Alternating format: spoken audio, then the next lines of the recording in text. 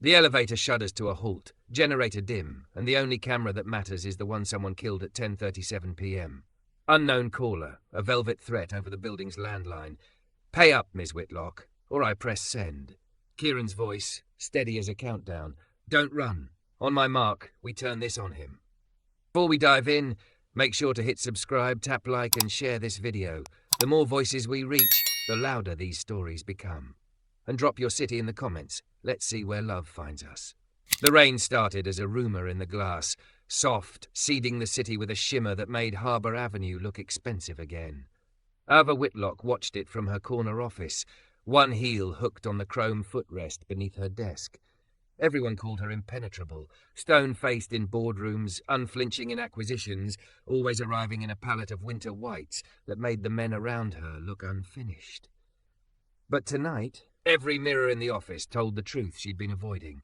She was 37, very good at being alone, and so exquisitely tired of it that she could feel the ache in her wrists. She slid her palm over the silk contour of her dress, adjusting the drape at her waist. It hugged everything, her softness and her power, like it knew both were part of the same story. "You're going," Tessa had said, thrusting the little black envelope at her this morning. "He's tall, he's kind, he reads actual books, and he doesn't wear boat shoes. I prepaid for the tasting menu so you can't back out." Ava had laughed it off then, hiding her nerves with a joke about background checks. In her world, strangers came with NDAs, not lilies. Blind dates were for women who had time to think about brunch. She had companies to steady, a lawsuit to defang, and an entire portfolio that slept only when she didn't. But the rain in the glass and the way the office hummed to a quiet she hated gave her an answer she didn't expect. She grabbed the envelope. "Miss Whitlock?" His voice came from the open door, smooth as a note played low. Keiran Holt, Chief of Executive Protection. He filled a doorway so thoroughly you forgot doors were made for ordinary people. 6'4", shoulders like a quiet argument, skin the deep bronze of a city summer, eyes that lived at the perimeter of things. He had the kind of presence that stilled a room without announcing it. She turned. Car's ready. Weather's getting pushy. He studied her, not the way men did when they wanted something, but like he was solving for all the ways a night could go wrong and quietly disarming each one. "New venue?" "Linden and Pine," she said, tucking the envelope into her clutch. "Tessa's experiment." Something flickered in his expression, a brief, unreadable current, and then it was gone. "We'll take the back entrance. Less press." They moved through the private corridor, past the after-hours skeleton crew, who pretended not to notice how her dress made heads turn, and how Kieran's presence made them look away again. In the elevator, he keyed in a code only he and 3 other people knew. The car descended, humming like a secret. "You don't have to wait," she said as the doors opened into the garage. "I'll be fine. I want you to go home for once." He didn't smile. Exactly, it was something smaller, rarer. "I'll be nearby." Protocol. "Keiran." "Ava," he said softly, her first name unusual on his tongue. "If it goes well, you won't know I'm there. If it doesn't, you'll be glad I am." His certainty, never swaggering, never was a balm she didn't know she needed until the night stretched in front of her like a bridge she wasn't sure she could cross. She nodded, and he opened the town car door. For a moment, the air between them warmed with the faintest trace of cedar and rain, something familiar and steady. Then the door closed, and she was alone with her reflection in the tinted glass, practicing not looking like someone who wanted to be chosen. Linden and Pine pretended to be casual about its brilliance, plants draped like a good secret, soft lighting that made everyone feel like they'd made the right choices. The hostess led Ava to a corner banquette, half hidden by a bank of greenery and a low, murmuring fountain. "Your guest is running just a few minutes behind," she said apologetically. "Can I start you with the elderflower spritz?" "Water is fine," Ava said, because the room was already conspiring with her dress to make her feel flushed, and she needed her wits.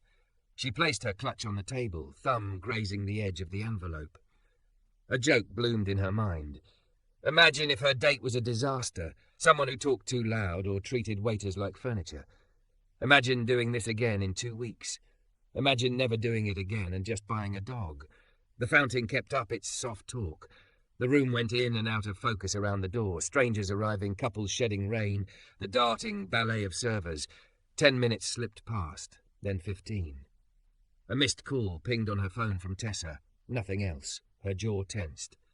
Ava was good at waiting when the prize justified the patience.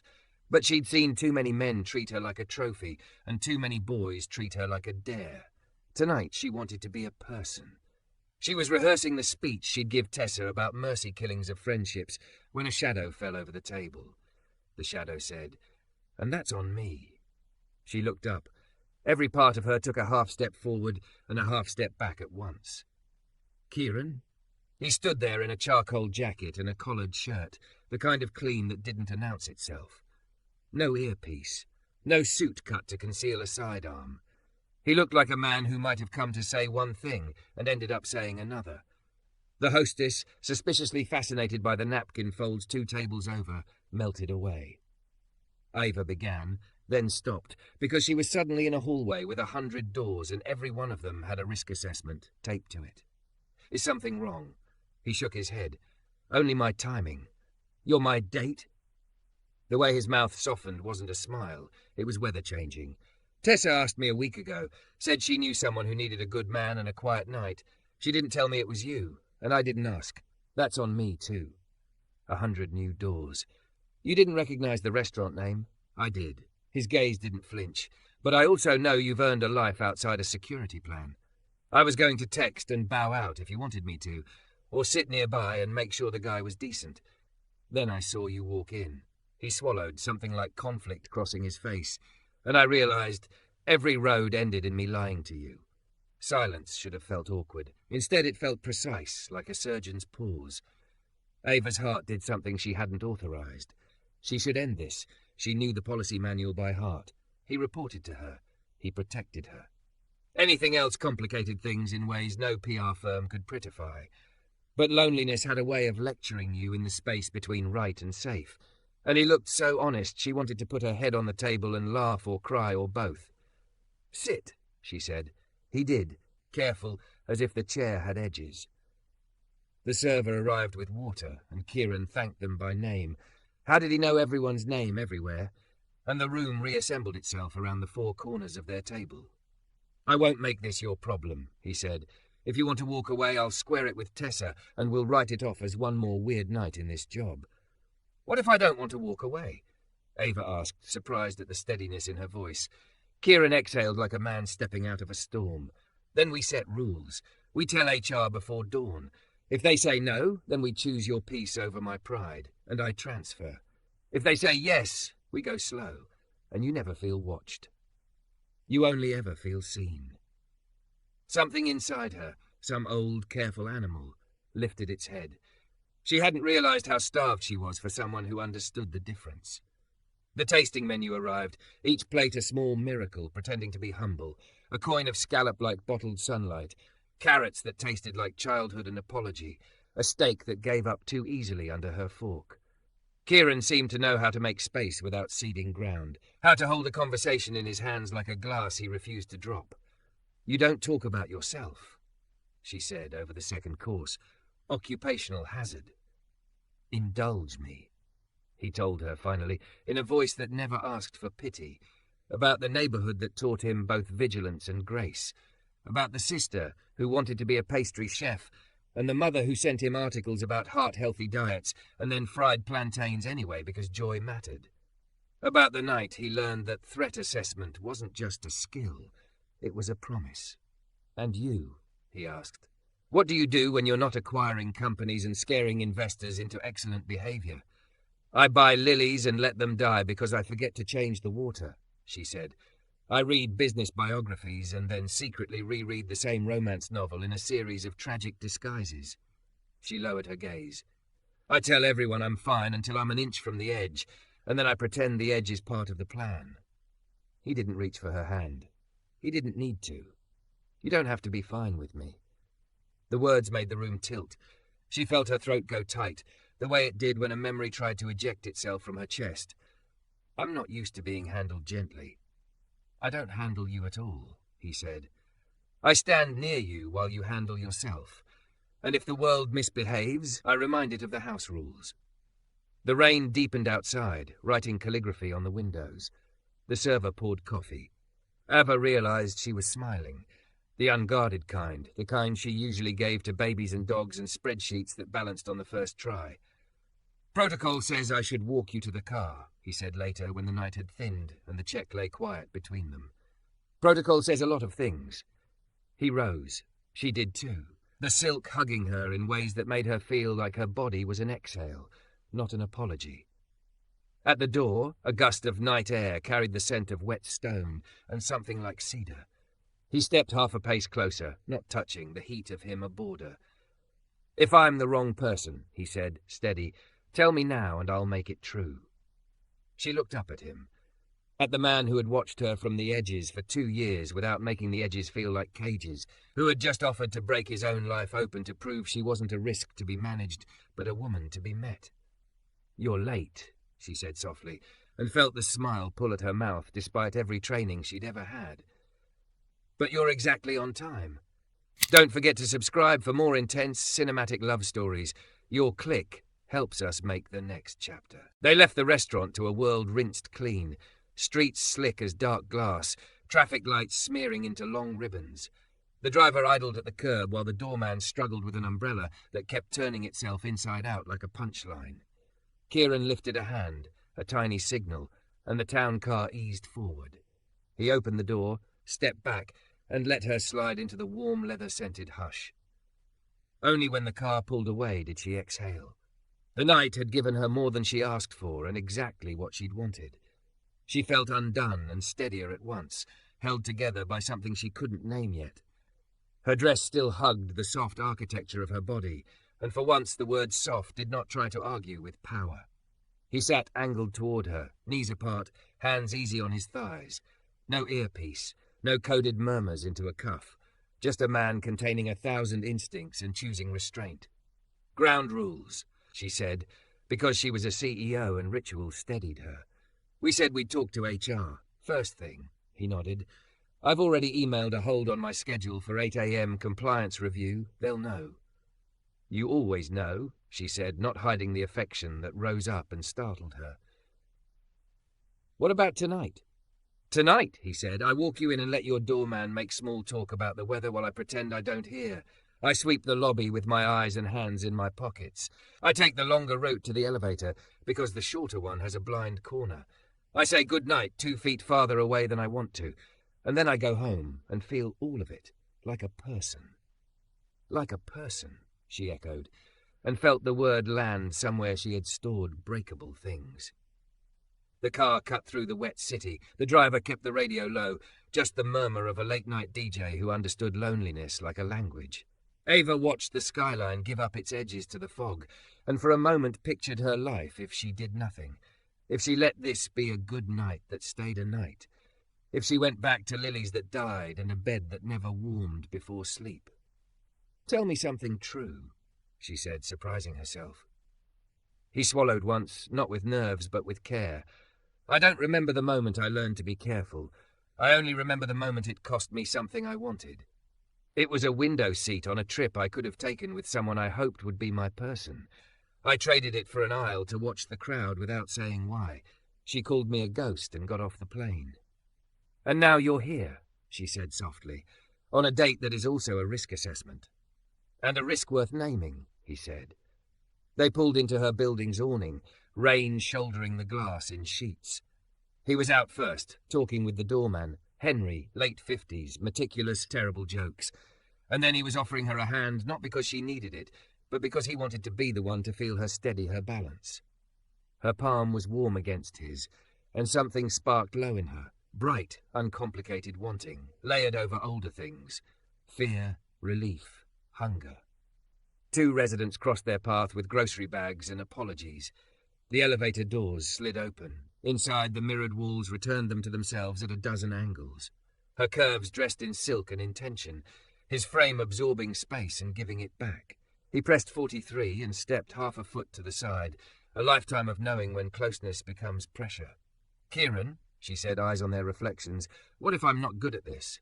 The ordinary parts. I know how to lead, negotiate, walk away. I don't always know how to stay. Staying, he said, is a series of very small choices you make every day when no one's keeping score. Is that what you do? I've been practicing alone, he said. I'd like to practice with you. Her floor chimed. The hallway smelled faintly of lemons, and the cleaner Henry overused when he was nervous about inspections. At her door, she fumbled the key once and cursed, then laughed at herself. He stood a step behind, not crowding, but the heat coming off him made the metal cool in her hand. She turned, braced her back against the door, and let him see her. Not the boardroom blade, not the photo-ready still life. The woman who had been told to make herself smaller and had refused, who had been called too much and had decided more was survival. "I'm not asking you in," she said. "Good," he replied, and the corner of his mouth lifted, "because I would have declined and then spent the night arguing with my better angels. I am, however, asking you one thing. Anything. Tell me if I start to hide. You see the perimeters faster than I do." His gaze warmed. "I will, Ava, and I'll stand still while you come back to center. No rescue, just presence." The lock clicked behind her. The apartment exhaled darkness, then blinked awake as the motion sensors found them. She kept the chain fastened, ritual, muscle memory, and leaned into it, anchoring herself, gathering up the flutter in her chest. He took a half-step closer, palms open at his sides. "Permission?" he asked, voice low. "For what?" "To tuck this." He gestured, gentle, toward the damp strand of hair along her cheek. She nodded. He lifted his hand and moved slowly enough that she could change her mind. His knuckles brushed her cheekbone, and the strand slid back behind her ear. It was nothing. It was everything. She breathed in cedar and rain and the faint citrus of his soap. "Good night, Ava," he said, a sentence with weight to it, as if he were laying a warm blanket across her shoulders and stepping away. "Good night, Keiran." He turned and left. She didn't watch him go. She listened. The quiet of the hallway, the elevator, the distant door of the lobby. When the apartment was only her again, she let her back slide down the door to the floor and laughed, soundless, at the ceiling. She slept like someone had opened a window in a room she didn't know was stale. Morning came with a silver sky and 3 emails. One from HR confirming an 8 a.m. compliance review. One from the CFO flagged urgent about optics. One from Tessa with 3 heart emojis and a skull, which translated to giddy panic. Ava chose a suit that didn't apologize. Cream jacket, wide-leg trousers, silk blouse the colour of old paper. She let her hair stay a little wild. She left her lilies in the sink to drink. HR sat in a glass fishbowl that pretended transparency. Maeve Allen wore sensible shoes and unsensible lapel pins that changed with her mood. Today's was a tiny scale, balanced. She closed the door and gestured them into chairs that were intentionally identical. "I appreciate you both coming in," Maeve said. "Let's start with thank you for flagging this proactively. It makes my job easier and your lives less likely to explode." Kieran's posture was perfect, his voice plain. "I'll recuse from executive protection effective immediately." Ava startled. "Immediately?" He didn't look at her. He looked at Maeve. "We anticipated that option. I created a coverage plan and briefed Morales for interim lead. If this proceeds, I request transfer to secure projects level 3. If it doesn't, I still request transfer." Maeve's brows lifted, barely. "You're making my recommendations before I make them." "Trying to keep the optics from catching fire," he said, a ghost of humour. Ava felt the loss before she consented to it. A week ago, she would have celebrated a leader who thought 12 steps ahead. Now it stung to realize he'd already moved himself to a different orbit, to make space for her to breathe. It was a tenderness so rigorous it felt like sacrifice. "We'll institute a 30-day cooling-off period," Maeve said. "No socializing on company property. No direct report chain. You'll both sign an acknowledgement of power dynamics and consent. Past that, we are not here to police adults who choose each other thoughtfully." Something inside Ava unclenched. She let out a breath she'd been carrying since the first time she'd seen him at the edge of a room and pretended he was part of the architecture. They signed the papers. Maeve gave them both a look that was not unkind. "If you're as good together as you are at your jobs," she said, "you'll be fine. If not, you'll still be fine." Outside, the CFO was waiting with a printout of a social post, grainy, taken from across the restaurant, captioned with a shrug of a sentence. Is that Whitlock on a date? Linden and Pine. No faces, just the suggestion of two people leaning towards something like a future. Do I need to spin this? The CFO asked, already composing talking points in her eyes. No, Ava said. If anyone asks, we say nothing. We let the news cycle get bored. The day tried to be ordinary and failed. At noon, a contractor with a grievance stormed the lobby, shouting about unpaid invoices that had, in fact, been paid. The front desk buzzed. Keiran, still technically interim until his transfer processed, appeared like a door opening. He did not loom. He did not posture. He stood where the man could see him and put one hand open at chest height, a universal signal for lower the volume. When the coffee cup flew, it hit Kieran's shoulder, steaming, and he did not flinch. He stepped half a pace to cover Ava without making it look like he had. He spoke softly in a tone that made the man's anger suddenly look like grief with nowhere to go. Security ushered the contractor out. A check of records confirmed the payment, and the lobby snapped back into its glossy self. Ava stood in the stairwell because she needed a space that wasn't under a chandelier. He found her there. You okay? She nodded, throat tight. I watched 1,000 people look to you to decide whether to panic, and you told them no without saying a word. He shrugged one shoulder, winced at the coffee heat finally reaching him. I used to think protection meant catching every blow. It mostly means choosing not to throw one. She reached out, caught his lapel, and smoothed it like it mattered.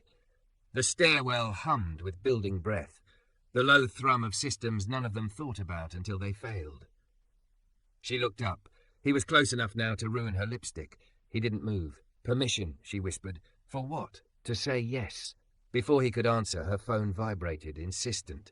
Board chair, the screen announced, another buzz, then another from Maeve. Call me, now. Ava met his eyes.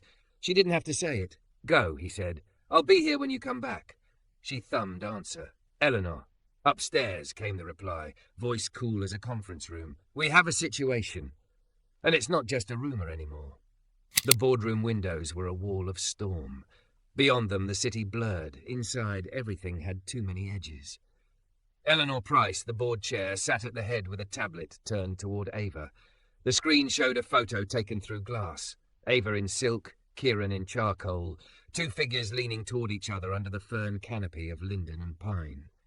The caption had done what captions do, made a story out of a moment and a verdict out of a breath.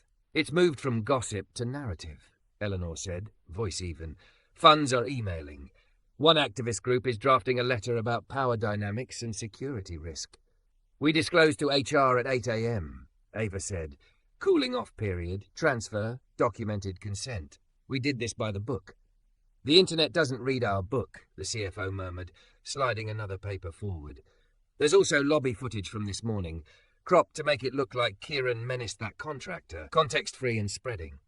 Maeve from HR folded her hands. Compliance is satisfied. Optics are not. Two different beasts. Ava stared at the photo until the pixels felt personal. She'd spent years making herself proof against this exact room. Impenetrable, precise, allergic to apologies. Now every cell in her body wanted to do the most threatening thing of all. Tell the truth while staying soft. What are you proposing? She asked. Administrative leave for Holt while the review runs, the CFO said. A statement from you, zero tolerance, process underway, business as usual. Eleanor's gaze was kinder. I'm also proposing you decide whether to be a fortress or a person in public. One of those choices is harder and might save you more. Heat rose in Ava's chest, the old flare of too much, the reflex to make herself smaller so the company could stay large. She swallowed it. I won't throw a good man into a wood chipper to buy a day of quiet. He'll step back, we'll do the review, but I won't pretend the problem is him. Eleanor tipped her head, almost a smile. Then say that. Cleanly. Outside, thunder walked across the river. Inside, they drafted lines that sounded like law and tried to feel like care. When the meeting broke, Ava found the stairwell, the same cool echo where she and Keiran had stood less than an hour ago. Her phone buzzed before she could call him. Lobby. West column. He was waiting where the marble met a shadow seam, just far enough from the cameras to keep passers-by from making a tableau out of them. His jacket had a faint coffee ghost on the shoulder. His eyes had slept less than she had, and still they made the air feel safer. "They want you on leave," she said without preamble. I assumed. He tucked his hands in his pockets, a posture he adopted when he wanted to appear smaller to calm a room. I started the handoff. Morales will be solid. "Keiran," she took a step closer. "Are you angry?" "Only at the physics of stories," he said. "Truth takes stairs. Rumour takes the elevator." She laughed once, brittle around the edges, and it surprised both of them into silence. He watched her, seeing the micro-tremors he never commented on. "Breathe with me," he murmured, so soft it hid under the HVAC hum. "In for 4, hold for 4, out for 6. She matched him. The world lifted and set. "I keep expecting you to tell me this isn't worth it," she admitted.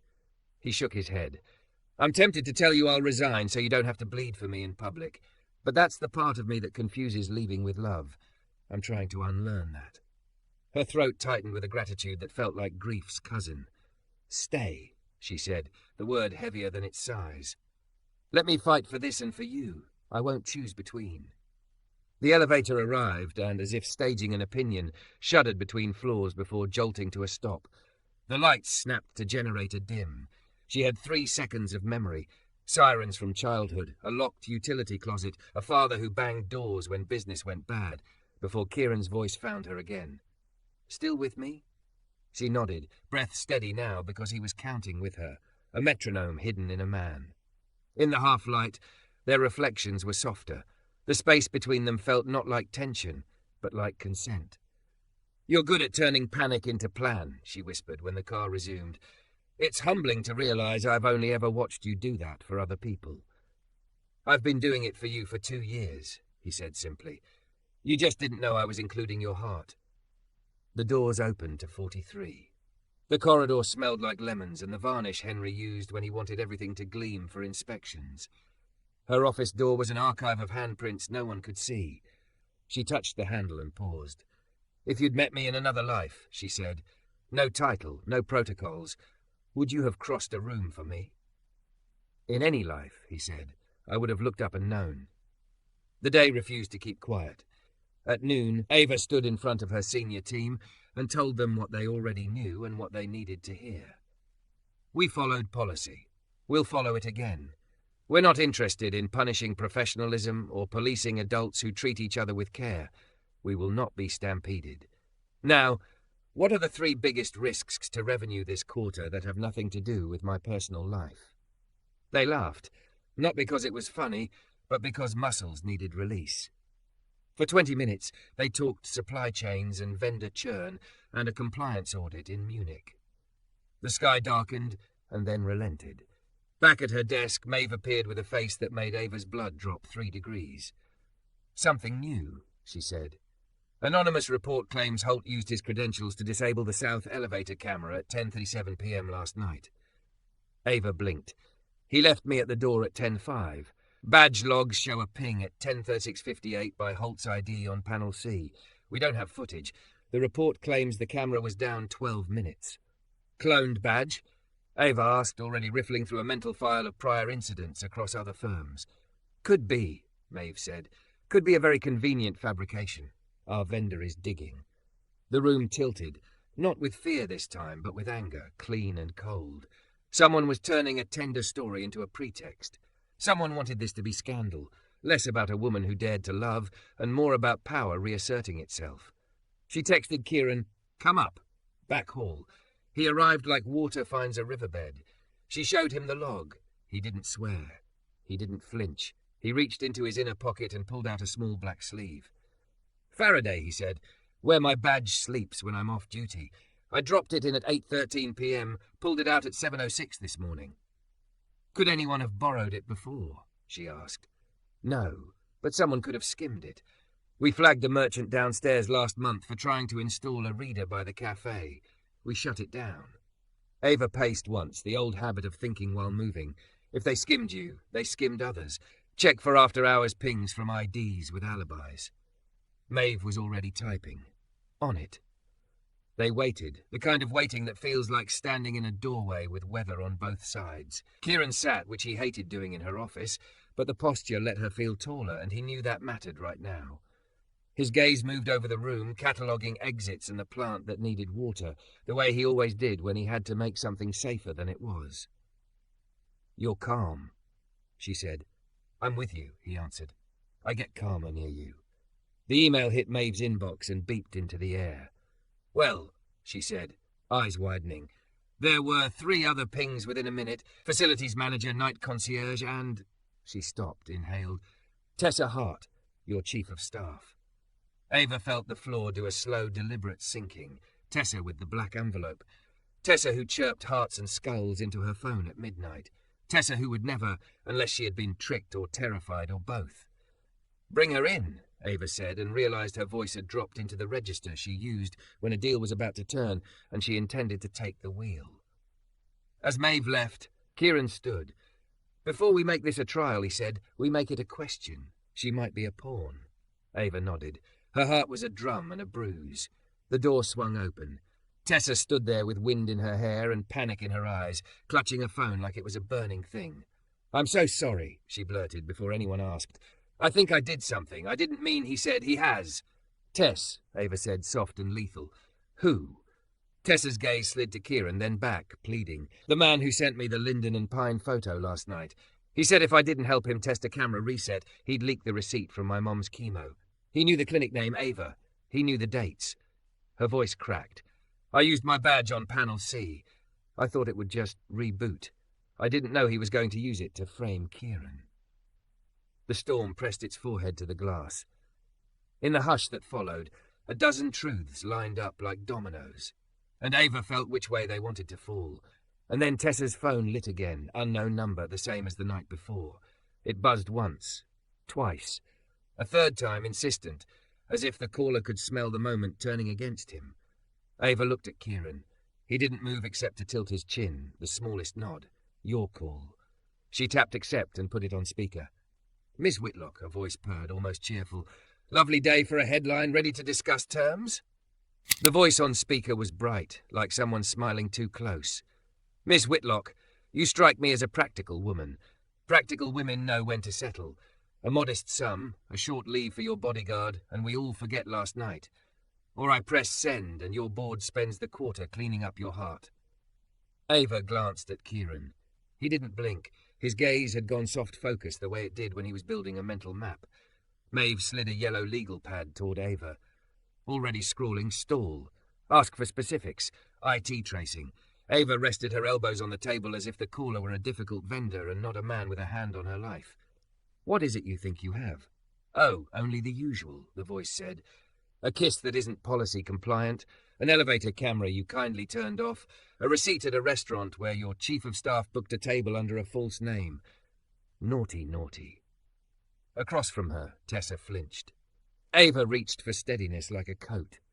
"Here's what I have," she said, letting calm dress the sentence. "A mother in chemo who will not be used as currency, a man who has never lied to me, and an entire department now recording this call." A soft chuckle. "Recording is cute, but you know how this works. You're a public woman, Miss Whitlock. Public women are paper, and paper tears." Keiran rotated his phone on the table with one finger. The screen, angled toward Maeve, showed a text already sent. "SOC, live trace, caller ID spoof, internal PBX, check south column closet. Morale as to 4th floor riser now." Ava tilted her head as if considering a bid.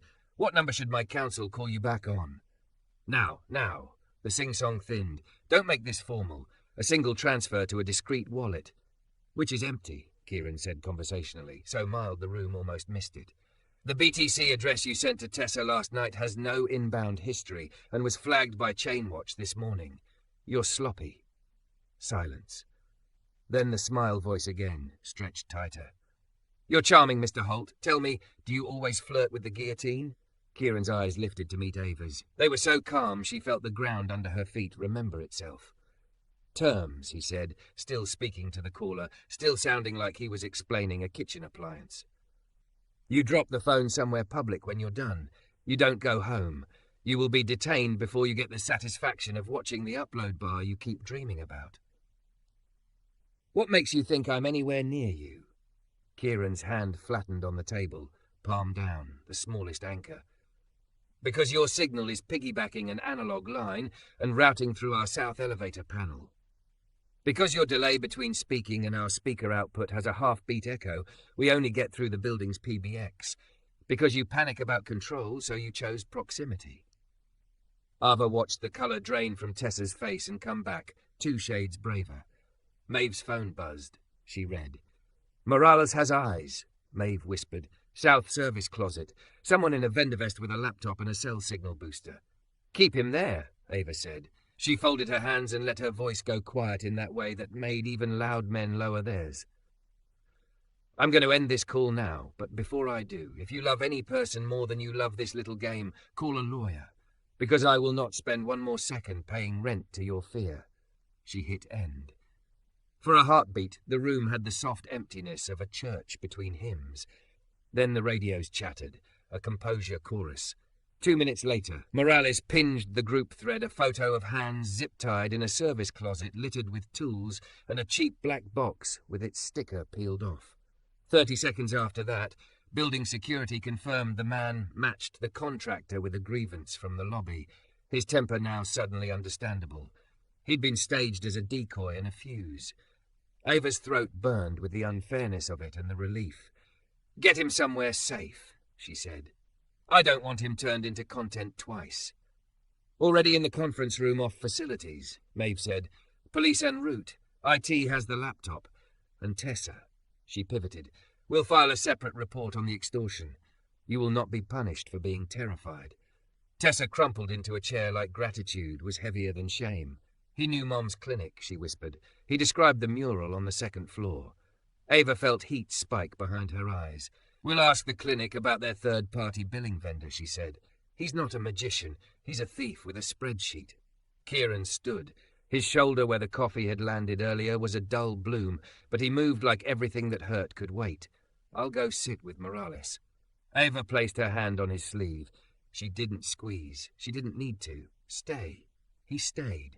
News travelled with its usual cruelty, fast, sloppy, hungry. The call recording bought them time. Maeve gave a statement with no names and 4 verbs. Investigate, protect, cooperate, prosecute. And the press office posted 2 paragraphs that refused to be thrilling. Eleanor texted a single sentence that read like a hand on Ava's shoulder. You were clear and human. Keep being both. By late afternoon, detectives had a sketch of the rest. An opportunist with debts, a friend inside a maintenance vendor who could get him into locked closets, a tabloid fixer who bought shame for clicks and churned it into ads. Kieran's Faraday sleeve photo, time-stamped, satisfied internal audit. The elevator camera disabled log lined up with 3 other tests across the month, all within minutes of extortion texts to different departments. Small shakedowns, smaller than the one attempted today, all blooming at once like mould. Ava stood in her office and looked at the lilies she had left to drink. One had opened. A ridiculous thing, like a minor miracle in a glass. A soft knock. Keiran stepped in, loose-limbed despite everything. They've taken him, he said. Morales is high on adrenaline and pretzels. The detectives want your time tomorrow. Of course. Ava crossed to him. The rain had returned, fine as breath on the windows. Are you... I'm okay, he said. You? She thought of the phone on speaker, Tessa's shaking hands, Maeve's steadiness, Eleanor's text. She thought of the way the day kept asking whether love made you weak or honest, and how every time she chose honest, something in her spine unclenched. I don't know what I am, she said, but I'm not small. His mouth did that weather change again, less a smile than a recognition.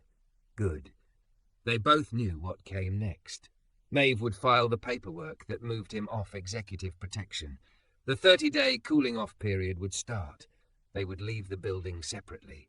The internet would starve when they refused to feed it. I hate that this costs you anything, she said. He shook his head. It's not a cost. It's a choice. I'm tired of pretending that being alone is some kind of nobility. She reached for his hand. It was huge and careful and warm, and when their fingers laced, something in her chest stitched neat. Walk me to the elevator as a citizen. He did. The corridor smelled like lemons and the persistence of people trying to get it right. At the bank of elevators, they stood with a polite distance that made her want to laugh and cry at once. You'll text me when you're home, he said. Not as a directive. as an invitation to keep breathing the same day. "I will." The doors opened. She stepped in. He didn't. The separation felt like a door closing between two ribs. She pressed one. He lifted a hand, small, almost sheepish, an unprofessional goodbye so tiny it felt like a promise. Downstairs, Henry the doorman told another weather joke that didn't land and beamed when she laughed anyway. Outside, the rain had gone from veil to mist. Her driver pulled around. She gave him her address and watched the city try to forget itself and succeed for a few minutes at a time. At home, she set her phone face down and walked to the sink. The lilies wore water like jewellery. One petal curled and spilled a drop. She watered them anyway. Her phone buzzed on the counter. Home. She typed, then erased, then let her thumbs tell the truth. Home. Another buzz, almost immediate. Look up. She did. Across the street, on the curb under the halo of a lamp, a tall man in a hooded jacket lifted a hand. Not on her property, not breaking any rule, just there, human punctuation mark at the end of a brutal sentence. She went to the balcony and stepped into the night. The city's breath moved over her skin. The silk of her blouse clung and let go. He didn't call up. He didn't make a scene. He only tilted his chin, as if to say, "I'm here. Now go inside and sleep." She pressed her palm to the railing, cool metal firm under her. "Staying is a series of small choices," she murmured, and felt the words finally belonged to her. She lifted her hand and waved, small and private, then went in and locked the door because love and caution were not enemies. In the morning, HR would formalize his transfer. She would choose a jacket that didn't apologize. They would tell the truth when asked and keep the rest for themselves. She would set a calendar reminder to change the vase water and actually do it. And sometime at lunch, 30 days being an elastic kind of math, she would send a single line, elderflower spritz, Friday, as a person. For now, the lilies held the light, the rain softened the glass, and the woman everyone mistook for a fortress let herself be both wall and door. Somewhere below, a man who smelled like cedar turned toward home, counting 4 in, 4 hold, 6 out, until his shoulders dropped and the night felt earned.